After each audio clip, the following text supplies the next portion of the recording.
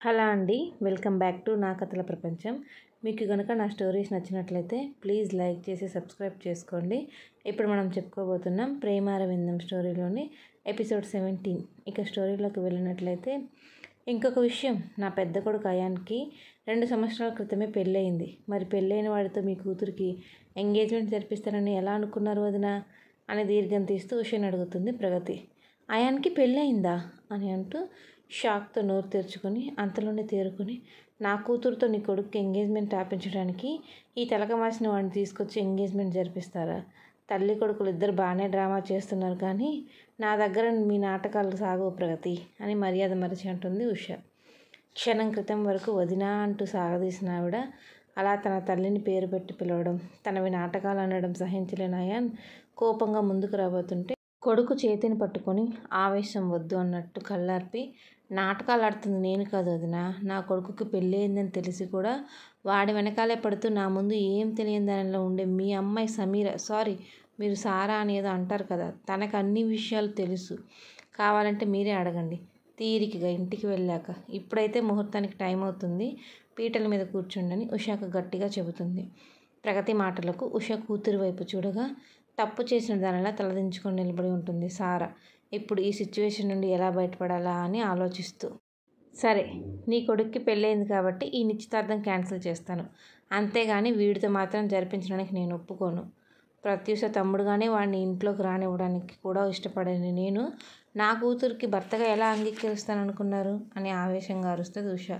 అత్తగారి మాటలకు బాధపడుతూ తమ్ముడు చేయి గట్టిగా పట్టుకుంటుంది ప్రత్యూష. మొదటి నుండి కూడా తను అన్న తన తమ్ముడు అన్న అత్తగారికి చిన్న చూపు, అయినా భర్త కోసం అన్నీ భరిస్తూ వచ్చింది ప్రత్యూష. ప్రమోద్ తనని ప్రేమిస్తున్నాను, పెళ్లి చేసుకుంటా అన్నప్పుడు కూడా ససేమిరా అన్నది ఉష. ప్రత్యూష వాళ్ళది సాధారణ మిడిల్ క్లాస్ ఫ్యామిలీ అని. చివరికి సుదర్శన్ గారు ప్రగతి కల్పించుకొని ప్రత్యూష మాకు కూతురుతో సమానం అంటే అప్పుడు పెళ్ళికి ఒప్పుకుంది.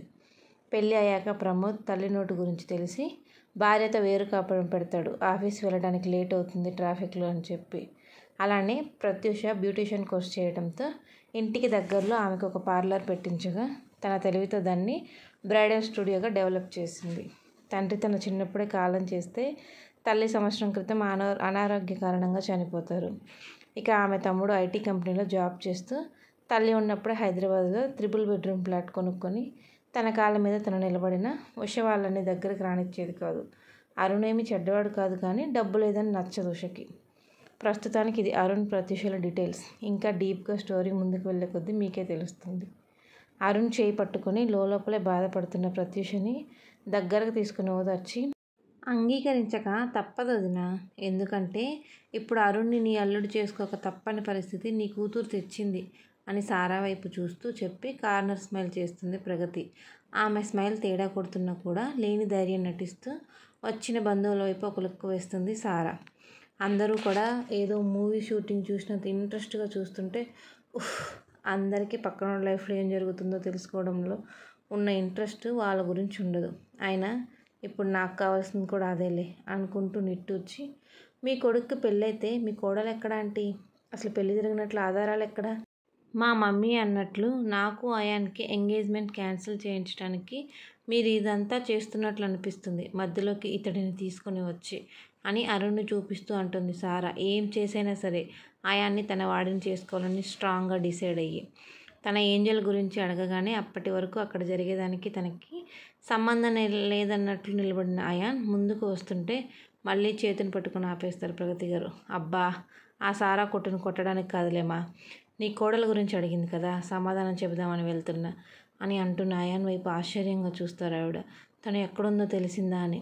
తెలిసింది అన్నట్లు పెదవులు కదుపుతాడు అయాన్. అయినా ఇప్పుడు కాదు, అరుణ్ ఎంగేజ్మెంట్ అవని, తర్వాత హ్యాపీగా అనౌన్స్ చేద్దాం. అనౌన్స్ చేయడం కాదు, ఇంట్రొడ్యూస్ చేస్తా అందరికీ నా ఏంజల్ని. తను కూడా హైదరాబాద్లో ఉందా అని అయాన్ ఇస్తున్న షాకులు తట్టుకుంటూ ఎగ్జైట్మెంట్ అడుగుతారు ప్రగతి గారు. హైదరాబాద్లో కదమ్మా, ఇదే ఫంక్షన్ హాల్లో ఉంది నీ కోడలు. రే నాన్న, ఒకేసారి అన్ని షాకులు ఇస్తే తట్టుకోలేను అని అంటూ కింద ఉన్న వాళ్ళ వైపు పట్టి పట్టి చూస్తుంటారు ప్రగతి గారు. వాళ్ళల్లో తన కోడలు ఎక్కడుందా అని. ఫేస్ కూడా ఎలా ఉంటుందో తెలియని నా ఏంజల్ కోసం వాళ్ళల్లో వెతుకుతున్నావేంటమ్మా, నీ పిచ్చి కాకపోతే కదా? నువ్వు ఇస్తున్న షాక్లకు నాకు నిజంగానే పిచ్చి పట్టినట్లుంది అని తనని తాను తిట్టుకొని, రే నాన్న కోడల గురించి మళ్ళీ మాట్లాడుకుందాం కానీ ముందు ఆ కొరివి మన వైపు గుడ్లు అప్పగించి చూస్తుంది చూడరా అని తమ వైపే డౌట్గా చూస్తున్న సారాని చూపిస్తూ చెబుతుంది ప్రగతి. నేను అడిగిన దానికి సమాధానం చెప్పకుండా మీ ఇద్దరు ఎందుకు గుసగుసలాడుతున్నారు? కొంపదీసి మీరు చెప్తున్న కోడలు లేదా ఏంటి అని వెటకారంగా అంటుంది సారా. మా కోడలు ఎక్కడికి వెళ్ళలేదులే కానీ నువ్వు ముందు పూజకు కూర్చో చిన్న కోడలా అని అంతకంటే వెటకారంగా అంటుంది ప్రగతి. వాడితో ఎంగేజ్మెంట్కి నేను ఒప్పుకోనని ముందే చెప్పా కదా అని తోక తొక్కిన త్రాచులా లేస్తుంది ఉష. ఒప్పుకోక తప్పదు వదినా, ఒప్పుకోకుంటే నీ పరువే పోతుంది అందరిలో. అసలే పరువు కోసం ప్రాణాలు ఇస్తానంటావు కదా, వాళ్ళ పెళ్లితో పోయే విషయాన్ని ఎందుకు అనవసరంగా ప్రాణాల మీదకు తెచ్చుకోవడం అని జాలి నటిస్తూ అంటుంది ప్రగతి. వాడితో ఎంగేజ్మెంట్ వద్దంటే నా పరువు ఎందుకు పోతుంది అని ప్రగతి మాటలు అర్థం కాక అడుగుతుంది ఉష. ఉష క్వశ్చన్కి అరుణ్ వైపు చూస్తుంది ప్రగతి మొబైల్ ఇవ్వమన్నట్లు. పెద్దమ్మ చూపులలో అర్థం గ్రహించి తన మొబైల్ లాక్ తీసి మరీ ప్రగతి గారి చేతిలో పెడతాడు అరుణ్. ఎందుకు పరువు పోతుందా అని అడుగుతూ అరుణ్ ఫోన్ గ్యాలరీ ఓపెన్ చేసి సారా అరుణ్ క్లోజ్గా ఉన్న ఫొటోస్ని ఉషకు చూపిస్తుంది ప్రగతి. అరుణ్తో చాలా క్లోజ్గా ఉన్న సారాని చూసి ఉష మైండ్ బ్లాక్ అయిపోతుంది. ఎందుకంటే ఎప్పుడు అయాన్ అయాన్ అంటూ అయాన్ కోసమే పరితపించే కూతురు అరుణ్తో అంత సన్నిహితంగా ఉండడం చూసి ఏం ఆలోచించలేని అయోమయంలోకి వెళ్ళిపోతుంది ఉష. దగ్గరగా ఫోటోలు దిగితేనే వాళ్ళని ఒకటి చేయాలా అని నువ్వు అనుకుంటే మాత్రం ఈ వీడియో నీకోసం అంటూ సారా తనే స్వయంగా లవ్ యూ అరుణ్ అంటూ రోజిచ్చి ప్రపోజ్ చేస్తున్న వీడియో చూపిస్తుంది ప్రగతి. ఫొటోస్కి మతిపోగొట్టుకున్న ఉష ఇంకా ఆ వీడియో చూసి ఏకంగా నరాలు తెగిన ఫీలింగ్ కలుగుతుంటే చంపేసేలా సారా వైపు చూస్తుంది. నాకు తెలియకుండా నా వెనకాల ఇంత కదిపి నడిపావా అన్నట్లు. ఇవి చూసి కూడా ఎంగేజ్మెంట్కి నేను ఒప్పుకోనంటావా వదినా అని వ్యంగ్యంగా అడుగుతుంది ప్రగతి. ఖచ్చితంగా అంటాను ప్రగతి, ఎందుకంటే ఇలాంటివి నేను 100 సృష్టించగలను నా మనీ పవర్తో. ఆర్టిఫిషియల్ ఇంటెలిజెన్సీ రాజ్యం వెళ్తున్న ఈ రోజుల్లో ఇలాంటి సృష్టించడం మ్యాగీ చేసినంత ఈజీ అని పొగరుగా అంటుంది ఉష. ఫొటోస్ వీడియోస్ చూస్తే ఉష ఇలానే అంటుందని ముందే గ్రహించిన ప్రగతి చివరి ప్రయత్నంగా ఈ రిపోర్ట్స్ చూసినా కూడా నువ్వు నమ్మవా నీ కూతురు అరుణ్తో ఎంత దూరం వెళ్ళిందో అని అరుణ్ దగ్గరున్న హాస్పిటల్ రిపోర్ట్స్ తెచ్చి ఉష చేతిలో పెట్టి, ఇవి కూడా ఫేక్ అంటే నా ఫ్రెండ్ కమ్ నీ ఫ్యామిలీ డాక్టర్ మిసెస్ కరుణాకర్ ఇక్కడే ఉంది, వెళ్దామా లైఫ్ టెస్ట్కి అని కచ్చిగా అంటారు ప్రగతి గారు. ఇన్ని రోజులు అయాన్తో సారా పెళ్లి చేయడానికి తనని ప్రత్యూషని ఎంత మెంటల్ టార్చర్ పెట్టిందో తలుచుకుంటూ. అసలు ఆ రిపోర్ట్ ఏంటా అని చూసిన ఉష ఈసారి నిజంగానే కరెంట్ షాక్ కొట్టిన కాకిలా అవుతుంది. తన రియాక్షన్ ఎంజాయ్ చేస్తూ వెళ్దామా లైవ్ టెస్ట్కి లేక ఎంగేజ్మెంట్కి ఒప్పుకుంటావా అని అడుగుతూ సారాని పిలుస్తుంది దగ్గరికి రమ్మని. ఏంటి అంటూ దగ్గరికి వచ్చిన సారాకి, మీ మమ్మీ కోసం ఒక కూల్ డ్రింక్ అంట తీసుకుని వచ్చి ఇవ్వు, నీకోసం నేను తెచ్చిన స్పెషల్ గిఫ్ట్ చూసి గొంతు తడారిపోయిందట అని సారా చెంప తట్టి చెప్తూ ఆయన దగ్గరికి వెళ్తుంది.